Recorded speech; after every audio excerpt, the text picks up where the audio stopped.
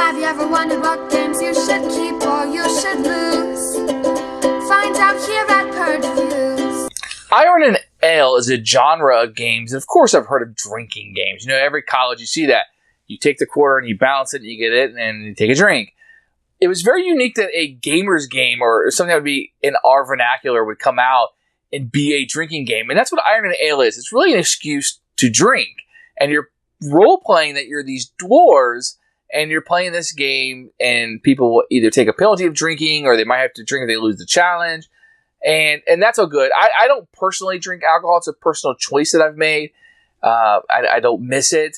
So I played this game without the drinking aspect, and it may have lost something. So if you're a drinker and you like to drink alcohol, I think this game is going to play more to you. But beware that it does kind of lead you to binge drinking some. If you play this to fruition or you played a couple hands of it, I think that somebody could definitely drink a lot more than they intended to. So let's put all that aside. How's the game? The game's okay. So you're going to have two decks. You're going to have the mountain and the meat hill. And I think that the mountain deck is pretty much just, I don't even know why it's in the game. All you're going to do is get stuff, I guess, to trade and bet later, which really has not much impact on the game. And then you're going to be rolling a dice to see if you beat bad guys, which is really silly. But the main part of the game is the challenge part. This is where you'll be looking at people. You'll be drawing a challenge. It might be who can pick up the table or run the fastest or do something silly. And you will pick something that you will challenge out. And the other players are encouraged to gamble on this, to gamble on the stuff they got from the mountain. So it's really more about these challenges that you're doing. Now, putting the drinking aside for a second, I think the challenges are really cool. And I think that could really play out with like a youth group or something, which is really funny that I'm saying that with a drinking game. But putting that aside, the challenges are really fun. I think the game really comes alive in the challenges, and that's where the fun is. I don't really have a use for this game. I don't drink. The challenges are okay. It's fine. But I think some people are really going to have a good time with this. It's just not for me. So for me, I'm going to purge it. Not much of a game, but the challenges are a fun activity. Here's Iron and Ale, the drinking game, a dwarven drinking adventure, I might say.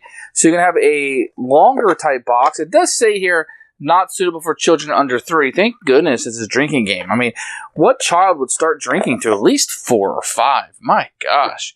You have a rule book that's going to be included. You're going to have 3 decks of cards. I'll show you each one of these. I kind of like the way these feel. They're fine, a little bit thinner. The artwork is okay. It's kind of small. I don't know. It's all right. These just very basic artwork that you're going to have here. Some of these, you're going to have no artwork, really. And you'll have one like, here's the dragon card. That's a pretty good card right there. You can see the dragon coming down and fighting. It's all right. And you get a single, big, gigantic, red, 6-sided die. That's the components. So the rulebook's going to be rather small. It's going to tell you that you don't have to drink when you play the game. I don't know who would play this game without drinking. Here's the setup of the game, very easy. And then the gameplay. If you want to know how to win the game, you need to look on this page because it's going to be nowhere else in this game. It'll go through what each of the cards look like and how to use those. Very simple. The dragon card and how to use your dwarven lord. Very, very simple. I mean, I can't believe after playing this that this book is this long, but it's something to just take a couple minutes to read. To set up the game, you put the red die out. You take the dwarven leaders, you shuffle them up and giving one out random to each player. These will give you a power, if you will, so battle drunk. -1 all battle rolls, +2 to all drink penalties. Copy a dwarven challenge. Choose a new dwarven lord to challenge by drinking that card's drink penalty. Pay 1 iron ore to a dwarven lord. That dwarven lord fights a monster encounter for you, etc., etc. So these will just be things that you'll have and be your powers. After you shuffle both decks, you will put the dragon card at the bottom of the mountain deck, and you'll be ready to play. On your turn, you will draw 2 cards from the mountain deck. If they are resources, which these are, you will just keep. Hoard your resource or bet it in the meat hall. So you just take these resources, and that's what you do. If you happen to draw a monster, you will then fight it. So this has a strength of 4. You will take the dice, and you will roll it. I rolled a 1, so I lost. If I had rolled a 5, then I would have won. And if I had 1, if you lose against giants, discard the 2 resource cards you have. I would have to get rid of the 2 that I have because I lost. If you won, so be it. You beat him. Congratulations. Then you will draw 1 from the meat hall, which will start a challenge. So challenge another dwarven lord. Force lord to balance 2 cards against each other wins. There's always a drink penalty on here that you can drink 3 drinks instead if you don't want to do this, but if you win the challenge, you will score prestige towards the winning of the game. Now, the whole game is going to be about these challenges. So, challenge another Dwarven Lord to a push-up contest. Challenge another Dwarven Lord.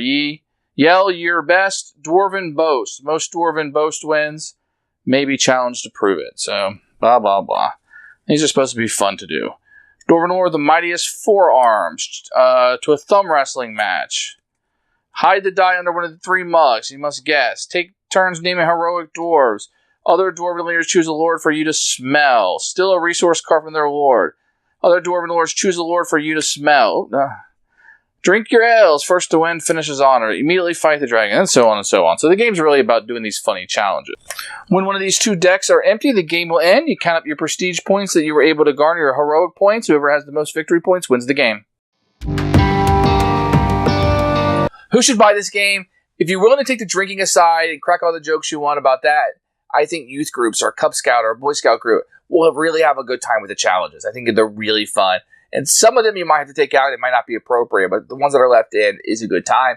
And you might want to design your own game around that of scoring. But for the game itself, anybody who likes to drink, maybe looking for a drinking game that's a little bit more complicated than just bouncing a quarter, I think it's really niche here, guys. It's really niche. The game is super simple, but I'm sure it gets more difficult the drunker that you get.